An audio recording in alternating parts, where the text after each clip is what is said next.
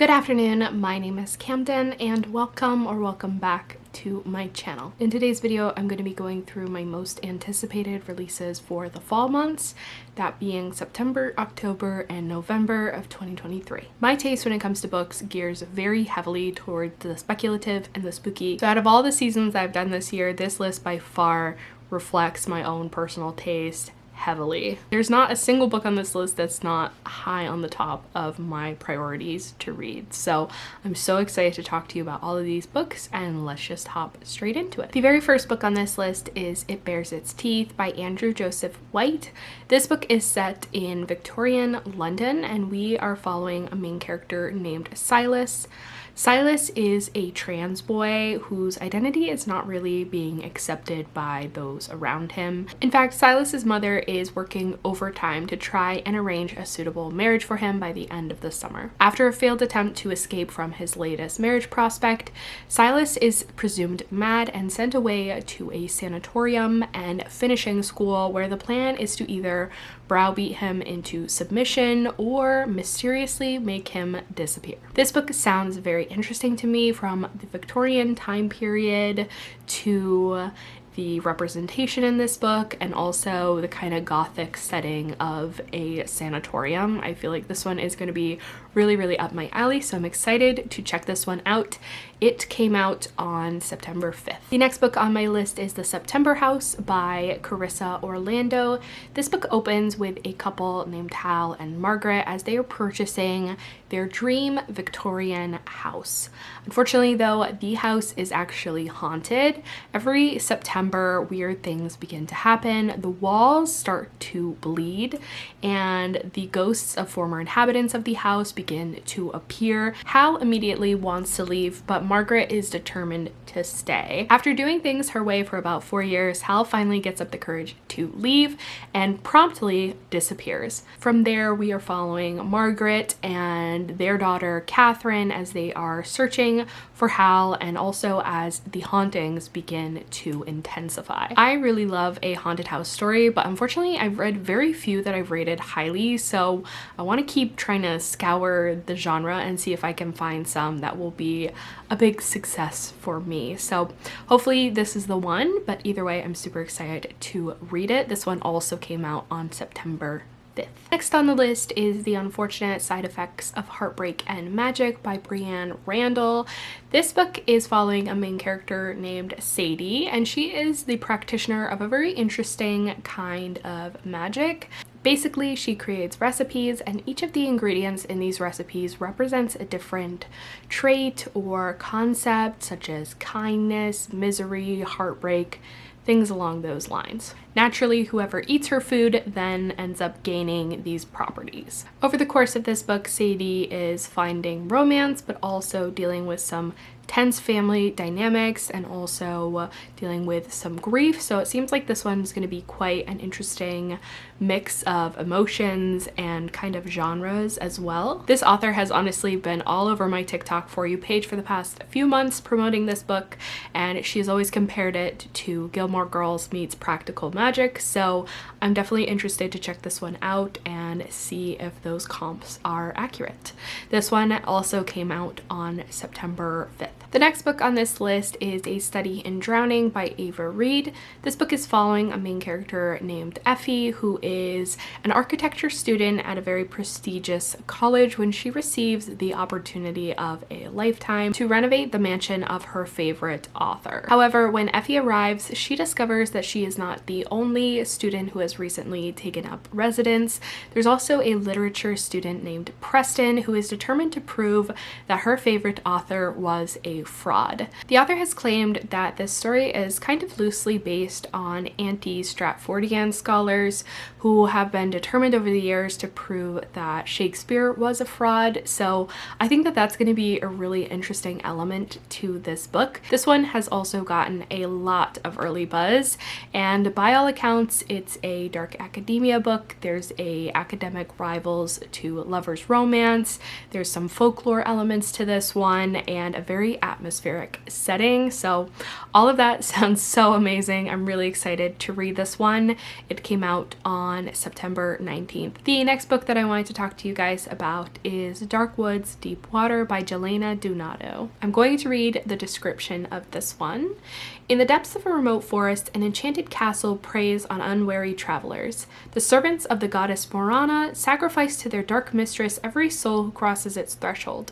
One terrible night, 3 people who should never have met find themselves trapped there: a spoiled lady escaping an unwanted marriage, an aging warrior prince on a deadly mission, and a resourceful rogue caught up in a botched heist. As their destinies entwine and dawn approaches, the solution to the castle's riddles become clear. If they want to escape, one of them must die. This one is apparently inspired by Slavic folklore and in particular Croatian folklore, so I'm so excited to check this one out. It sounds incredible. It comes out on September 19th. A lot is happening on the 19th, but actually even more is happening on the 26th. The next book is Mermaids Never Drown, Tales to Die For, and this is by a variety of different authors, including Zoraida Cordova, Darcy Littlebadger, Carrie Maniscalco, Kaylin Bayron, Junher, and Julian Winters. This book is a short story collection, and I believe actually that this one is the second book in a series of short story collections, in which the first book may or may not have been surrounding vampires. This one obviously centers around mermaid tales, which is a little bit more exciting to me than vampire stories. Short story collections and mermaid books are 2 things that I have wanted to read more of lately.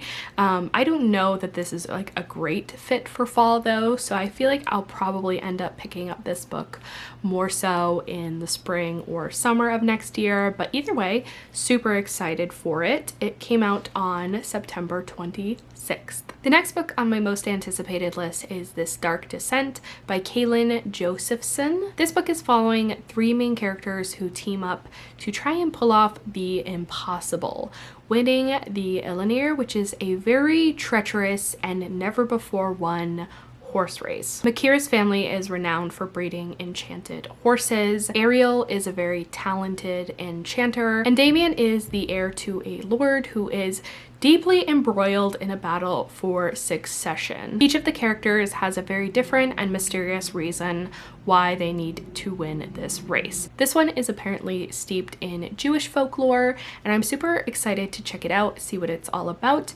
I'm kind of hoping for like a magical Hidalgo kind of a vibe, but either way, this one came out on September 26th. I'm going to read the descriptions of the next 2 books straight off of Goodreads. The next one on the list is The Pomegranate Gate by Ariel Kaplan. This one says, 2 worlds bound by a pomegranate gate. Toba Perez can speak but she can't shout. She can walk but she can't run, and she can write in 5 languages with both hands at the same time. Neftali Cresquez dreams every night of an orange-eyed stranger. When awake, he sees things that aren't real, and carries a book he can never lose and never read. When the Queen of Sepharad orders all the nation's Jews to leave or convert, Toba and Neftali are forced to flee, but an unlucky encounter leaves them both separated from their caravan. Lost in the wilderness, Toba follows an orange-eyed stranger through a mysterious gate in a pomegranate grove, leaving Neftali behind. With a single step, Toba enters an ancient world that mirrors her own. There she finds her fate, and Neftali's are bound to an ancient conflict threatening to destroy both realms. This description obviously does not give a ton of information, but obviously I can kind of imply that this is going to be kind of like a fantasy version of the Spanish Inquisition, and also it seems like there's some portal magic involved. Both of those elements seem really interesting to me, so I'm definitely excited to check this one out. It comes out on, you guessed it, September 26th. The next book is The Hexologist by Josiah Bancroft, and I want to read this one aloud to you because I don't think that writing my own description of this book would really capture kind of the humor that I believe is going to be this author's writing style. So I'm just gonna read this straight from the horse's mouth. This one says, "The Hexologist Iz and Warren Willoughby are quite accustomed to helping desperate clients with the bugbears of city life. Aided by hexes and a bag of charmed relics, the Willoughbys have recovered children abducted by chimney wraiths, moved infestations of barbed-nosed incubi, and ventured into the gray plains of the unmade to soothe a troubled ghost.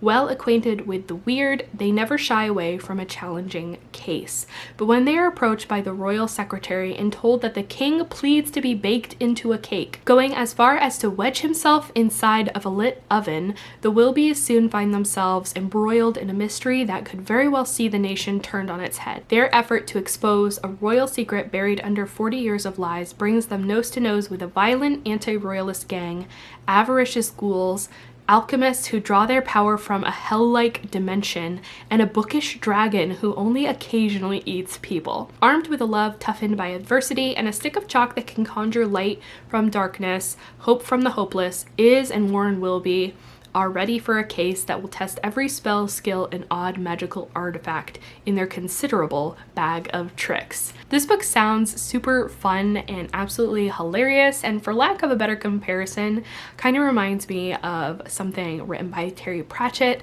or another like dry British author. So I'm so excited to read this one.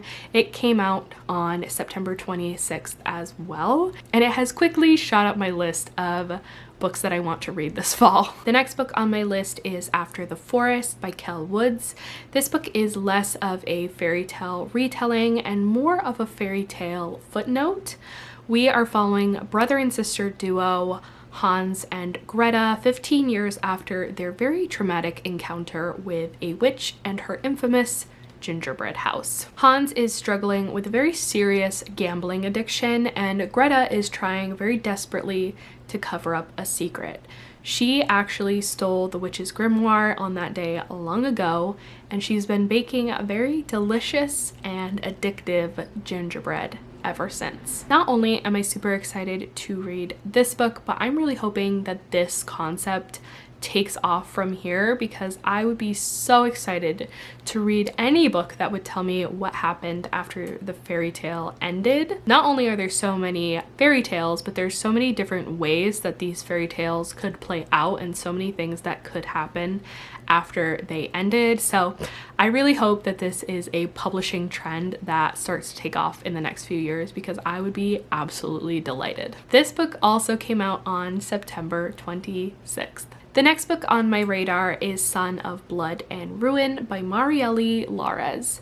This book is set in Mesoamerica in the 1600s, where our main character, Leonora, is leading a double life. Leonora is the very upstanding heir to the Spanish throne, and she gets squeamish at the very sight of blood. However, when she dons her mask, she becomes Pantera, a spell-casting, sword-wielding vigilante who prowls the streets to deliver justice. I know that I say that I'm excited to read every single one of these books in these types of videos, but I really cannot emphasize enough to you guys how excited I am for this lineup of books in particular this fall. I feel like there's so many cool, unique storylines. There's so much representation from different cultures around the world, and I just have never been more excited to like be interested in books and be a reader than I am this particular fall. Like, I'm really so excited to read every single one of these books. This book in particular came out on September 28th.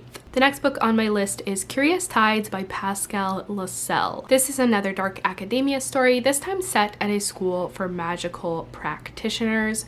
We are following a main character named Emery, who up until very recently has been a moderately talented healer at best. However, after several of her classmates drown in a freak accident, Emery finds herself suddenly gaining very strong, strange powers that she has absolutely no business having as a healer. In order to help her gain control of these powers and understand her magic better, she employs the help of her best friend's brother, Baz. Not only does this book have dark academia vibes, but it also deals with some secret societies that our main character is investigating and getting involved with over the course of this story. So I'm super excited to check this one out. It came out on October 3rd. The next book on this list is Starling House by Alex E. Harrow. This one is another gothic haunted house story. This time we are following two siblings who are living in a very small southern town. They are pretty much out of options when an opportunity presents itself for them to move into Starling House and live with the house's very odd and infamous owner. Based on the reviews that I've seen of this one on Goodreads, this one definitely seems to lean more towards the low-key spooky than legitimately horrifying, and all of the reviews said that the house in this story has very much a personality of its own, and it's basically a character in its own right, which is always my favorite kind of haunted house story to read. So I'm super excited to check this one out. I actually already received it through Book of the Month, so hopefully I'll be able to read that one pretty soon. It did come out on October 3rd. Next book on this list is The Night Hunt by Alexandra Christo. This is the author of To Kill a Kingdom, which I read several years ago and really enjoyed. So I'm really excited to see a new book being released from this author. This book follows Atia, who is a monster that feeds on fear, and Silas, a boy who has been cursed to carry messages and ferry the dead on behalf of the gods. Both of them live completely at the mercy of the gods, and when Atia breaks one of their laws and is subsequently punished, Silas offers to help her exact revenge in exchange for his own freedom. This book sounds super interesting, and it kind of reminds me of the plot of God Killer a little bit. I don't know if that comparison is accurate because I have not read God Killer yet. The Night Hunt is being released on October 10th. The next book on my list is Bittersweet in the Hollow by Kate Pearsall. This one says, in rural Cabell Hollow, surrounded by the vast national forest, the James women serve up more than fried green tomatoes at the Harvest Moon Diner, where the family recipes are not the only secrets.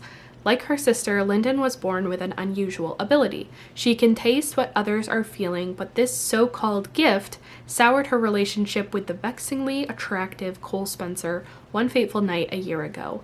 A night when Lyndon vanished into the depths of the forest and returned with no memories of what happened, just a litany of questions and a haze of nightmares that suggests there's more to her story than simply getting lost. Now, during the hottest summer on record, another girl in town is gone, and the similarities to last year's events are striking. Except this time, the missing girl doesn't make it home, and when her body is discovered, the scene unmistakably spells murder. As temples boil over, Lyndon enlists the help of her sisters to find what's hiding in the forest before it finds her. But as she starts digging for the truth about the moth-winged man rumored to haunt the Hollow, about her bitter rift with Cole, and even about her family, she must question if some secrets are best left buried. If this book ends up being about Mothman, I think I'm gonna scream, but this one sounds super fun. This one comes out on October 10th. The next book on my list is Moon of the Turning Leaves by Waubgeshig Rice. This book is actually the sequel to Moon of the Crusted Snow, which I read several years ago and absolutely loved. I still think about this book frequently to this day. I never want to spoil the events of a first book when I'm giving these kind of descriptions, but suffice it to say, Moon of the Crusted Snow is basically a post-apocalyptic story that takes place on a native reservation, and this book is set 10 years after the events of the first book, as the main characters in that first novel have moved off of the reservation. I'm super excited to dive back into this world and see what has happened with Evan Whitesky over the past 10 years and what's going to happen over the course of this book. So super excited to read this one. It comes out on October 10th. The next book on my list is All That Consumes Us by Erica Waters. This one is another, you guessed it, dark academia book. This book is set at a college where tuition is free, the professors are the absolute cream of the crop, and ambition and rivalry know no bounds. We are following a main character named Tara, who is a writer. However, shortly after she moves into her new dormitory, strange things begin happening to her. Her stories become very dark and morose. She begins sleepwalking, and she constantly begins having nightmares about being buried alive. The reviews of this one also did clue me in that this one contains a sapphic romance, so that will be some exciting representation to see, but I'm super excited to read this and any other dark academia book. This one comes out on October 17th. The next book that I want to tell you about is What the River Knows by Isabel Ibanez. This book is following a main character named Inez, who is living in Argentina as her parents are adventurers who travel all over the world. When Inez receives news of her parents' very sudden and tragic death, she also learns that she has been left to the care of a very mysterious guardian, an archaeologist currently living in Egypt. This book also contains a romance, some ancient magical artifacts, and an unfolding mystery surrounding the death of Inez's parents. This one sounds like it's going to be really unique and a fun adventure, so I'm really excited to check it out. It comes out on Halloween, actually. Next on my list is one of my absolutely most anticipated books of the year, and that is Bookshops and Bone Dust by Travis Baldree. I read Legends and Lattes last year, and it was my favorite book of the year. So naturally, I'm very excited to read this prequel. This book takes place before the events of Legends and Lattes during Viv's mercenary days, and it follows her as she is kind of sidelined after she gets wounded during a particular campaign, and she ends up spending a lot of time in a local bookshop and befriending a whole cast of charming, lovely characters who I'm sure will become very attached to over the course of the book. I am a little concerned that this book won't live up to Legends and Lattes, but I'm still very excited to read it. It comes out on November 7th.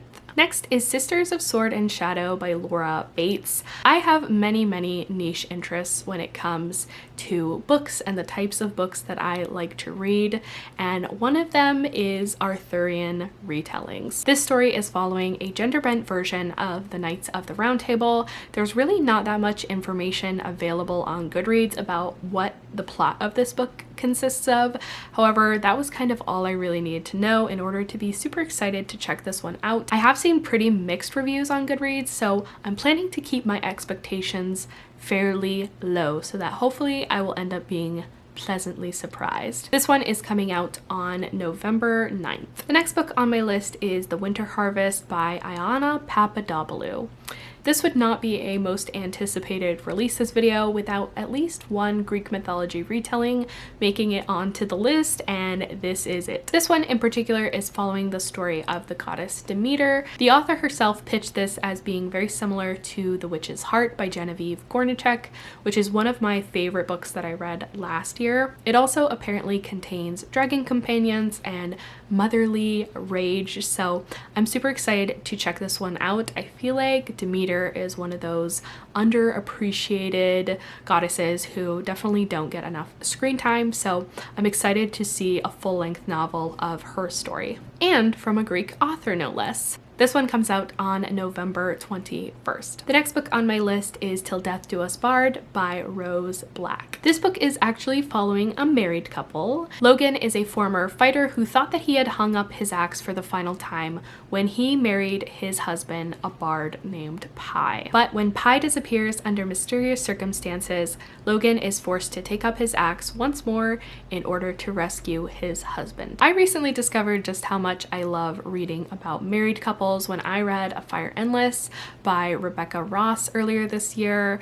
I feel like partially because that's the stage of life that I'm currently in, and also because it's a pre-existing relationship with a lot of history and established dynamic. It's just so fun to be kind of like dropped in on a married couple and see kind of like their life and their antics from there. This book is also coming out on November 21st. And the final book on my list is Gwen and Art Are Not in Love by Lex Croucher. The comps for this one are what first caught my eye. This one is being compared to Heartstopper meets A Knight's Tale.